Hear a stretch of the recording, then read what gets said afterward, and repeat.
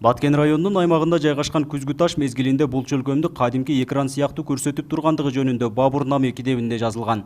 Анын жардамында жашоочулар уурдалган мал жандыктарын жана ууру каракчыларды оңой эле таап алышкан экен.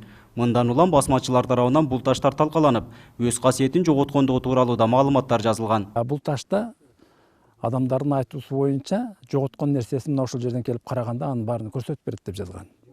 Кийин бул ташты бир канча кээ маалыматтар боюнча кээде басмачылар деп айтат, кээ уурлар деп айтат. Алар келип бузуп муну жоготууга учураган, анан бузулган жерлери да ана көрүнүп турат. Күзгү таш учурунда узундугу 10 метрге, ал эми туурасы 2 метрге чейин болсо, бүгүнкү күндө табигый себептерден уламда кыйроого учураган.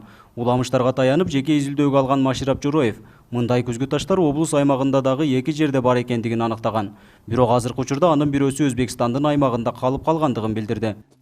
Ошол күзгүлөрдү мен ошол күзгүгө кызыгып, ошол күзгү Өзбекстанда калып кетти, жок болуп кетет деп чуркап чыркырап жүрүп, ушу күзгүнүн бар экенин аныктадым. Азыркы күндө ушунун жанында турабыз.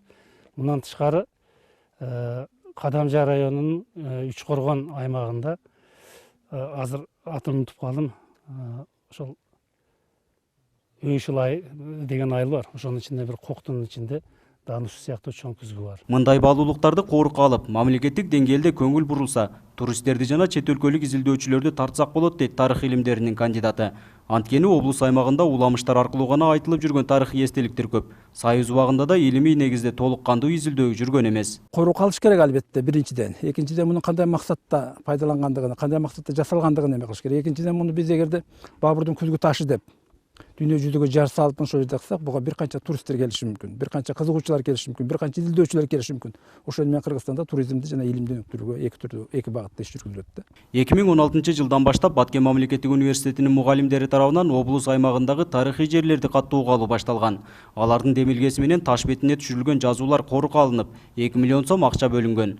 Тарыхый баалуулуктар боюнча облустук деңгээлдеги музей жок болгондуктан университеттин базасында музей уюштуруу колго алынууда. Баткен шаарына жакын жерде Эгиз Каратоодо таш табылгандан кийин бул таш боюнча атайын сүрөт таштарды корукка алуу боюнча президенттин атайын тапшырмасы менен бүгүнкү күндө ал корукка алынып, курчоого мындай тосулуп корукка алынуу колго алынган да. Ушу Баткен мамлекеттик университетинин базасында бир атайын ушу Баткен областынын флорасын, фаунасын, тарыхыны, тарыхый инсандарды таанытуучу бир атайын музей ачканын турабыз. Нургазы Жайнаков, 7 канал, Баткен өкүлчүлүгү.